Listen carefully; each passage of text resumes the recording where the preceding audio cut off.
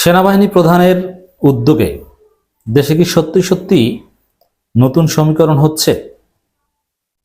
সরকারের অনেকেই কিন্তু মেনে নিচ্ছেন সেনাবাহিনী প্রধানের যে বিতর্কিত বক্তব্য, যে ধমক, আমরা আগেই ব্যাখ্যা করেছি, এই ধমক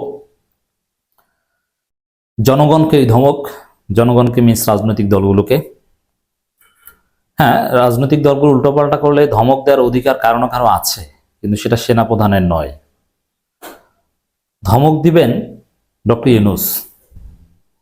অর্ডার অফ প্রেসিডেন্সি বলছে একটা কথা আছে, সব বিষয়ে সবাই নাক গলাতে পারেন না।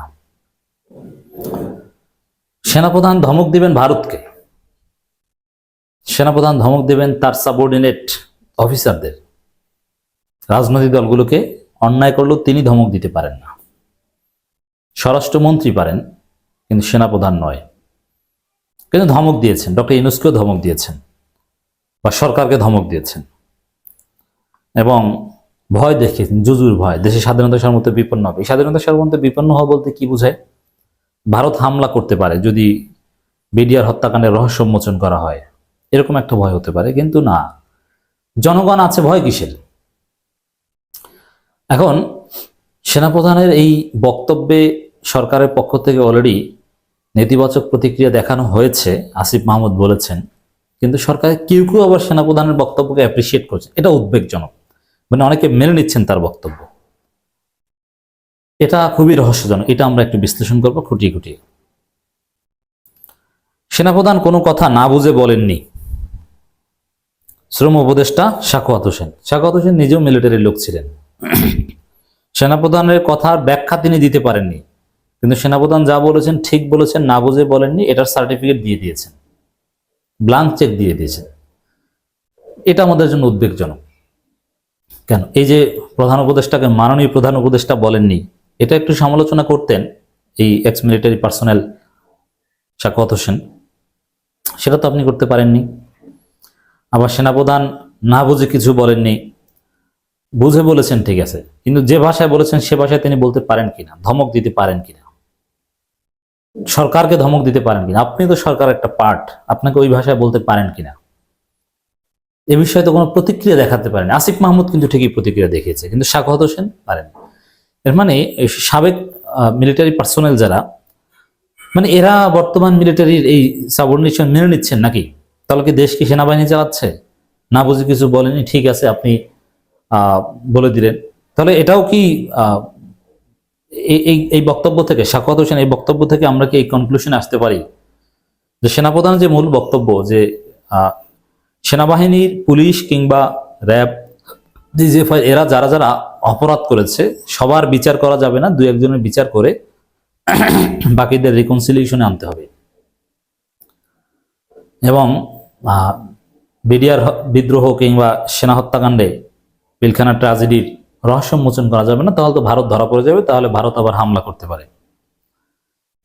এই আশঙ্কার সাথে সাখাওয়াত হোসেনকে একমত হলে মেনে নিচ্ছেন বিচার করা যাবে না? আমার তো মনে হয় যে সাখাওয়াত হোসেন মেনে নিচ্ছেন। অতএব আমাদের সমস্যার তালিকায় আর একটা সমস্যা বৃদ্ধি পেল, সেই সমস্যা হচ্ছে সাখাওয়াত হোসেন। সেনাপ্রধানের বক্তব্যটা আপনি আসিফ মাহমুদ কি বলেছে ওইভাবে একটু রিয়াক্ট করতেন। আসিফ মাহমুদ দেখেন না, আসিফ মাহমুদ এই কারণে আপনাদের বস। শ্রম কর্মসংস্থান উপদেষ্টা ব্রিগেডিয়ার জেনারেল অবসরপ্রাপ্ত ডক্টর এম সাখাওয়াত হোসেন বলেছেন, সেনাপ্রধান ওয়াকারুজ্জামান খুবই স্পষ্টভাষী মানুষ, তিনি না বুঝে কোনো কথা বলেননি।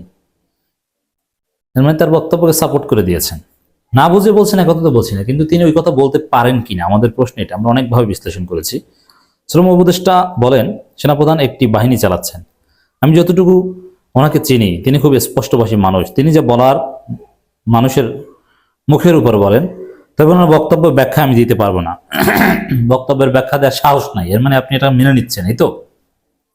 যতটুকু ব্যাখ্যা দিয়েছেন ততটুকুর অর্থ আপনি মেনে নিচ্ছেন। দর্শক দেখেন, এখানে সেনাপ্রধান একটা বাহিনী চালাচ্ছেন, দেশ চালাচ্ছেন না, রাজনৈতিক দল চালাচ্ছেন না। অতএব তিনি ওই বাহিনীকে ধমক দিতে পারেন, কিন্তু সরকারকে কিংবা রাজনৈতিক দলগুলোকে তিনি ধমক দিতে পারেন না। তিনি আরো বলেন, বেক্সিমকো নিয়ে কথা, বেক্সিমকো ইন্ডাস্ট্রি পার্কের ভেতরে বন্ধ হওয়া 14টি কারখানা কর্মীদের পাওয়া পরিশোধে, এটা অন্য বিষয়, দীর্ঘ বক্তব্য দিয়েছেন এই বিষয়ে। আরেকটা সুন্দর কথা বলেছেন, বিদেশে পলাতকদের পাসপোর্ট বাতিল করা হবে। এটা এত সহজ নয়, বরং স্বরাষ্ট্র উপদেষ্টা এবং বিদেশে যারা পলাতক তাদেরকে ধরে আনার চেষ্টা করা হবে, কিন্তু কোনো উদ্যোগ নেই। এগুলো বলা যায় অনেক। যাই হোক দর্শক, এখানে সাখাওয়াত হোসেন থেকে শুরু করে সেনাবাহিনীর সাবেক বা এক্স মিলিটারি পার্সোনেল আরো যারা সরকারে আছে, মানে তাদের এরকম দৃষ্টিভঙ্গির একটা কারণ থাকতে পারে যে ডক্টর ইউনূসকে হটিয়ে যদি অন্য কোনো শাসন আসে সেটা আরো বেশি সেনা নিয়ন্ত্রিত হবে, এটা বোঝাই যায়। নির্বাচিত সরকার ছাড়া ডক্টর ইউনূসের বিকল্প অন্য কেউ আসলে সেটা মোস্টলি আর্মি কন্ট্রোলড হবে, আর সেখানে সাখাওয়াত হোসেনরা আরো বড় পজিশন পাবেন, because they are ex military personnel. এই কারণে সেনাবাহিনী প্রধানের বক্তব্যের লাইনেই তিনি বা তারা থাকতে চান। দর্শক, সাখাওয়াত হোসেনের এই যে মিনমিন করা সেনাপ্রধানকে এক ধরনের ব্ল্যাঙ্ক চেক দেয়া টাইপের যে বক্তব্য দিলেন, তার বিপরীতে আসিফ মাহমুদের সেই বক্তব্যটা আপনাদেরকে একটু সংক্ষেপে শুনিয়ে দিতে চাই। দেখেন কত সুন্দর প্রতিক্রিয়া, কত স্মার্ট সাহসী প্রতিক্রিয়া। এই সরকারের বড় ব্যর্থতা হলো কাউকে ম্যানেজ না করে চলা। আওয়ামী পুনর্বাসনের এজেন্ডা বাস্তবায়নে আগ্রহী ডিপ স্টেট এবং উত্তরপাড়া অথবা পার্শ্ববর্তী রাষ্ট্রের আধিপত্য কায়েমের আকাঙ্ক্ষা কোনোটাই এই সরকারের এখন অবধি প্রশ্রয় দেয়নি। ফলে ভেতরে বাইরে থেকে অসহযোগিতা তো আছেই। ডিপ স্টেট শব্দটা আছে, তাহলে তো বুঝেন যে এটা সেনাবাহিনীকে বলেছে। সরকার টিকে থেকে আছে জনগণের প্রত্যক্ষ সমর্থন এবং সহযোগিতায়। যতদিন জনগণের প্রতি আনুগত্য, জনবান্ধব কাজ করার সৎ নিয়ত থাকবে, জনগণ সমর্থন দিয়ে যাবে, এটাই প্রত্যাশা। মানে সেনাবাহিনী যে উল্টাপাল্টা বলছেন এর প্রতিক্রিয়া, জনগণ সাথে আছে, তাদের সেনাবাহিনী আপনারা কিছু করতে পারবেন না, এভাবে কিন্তু কিছু বলতেন সাখাওয়াত হোসেন, কিন্তু পারলেন না আপনি।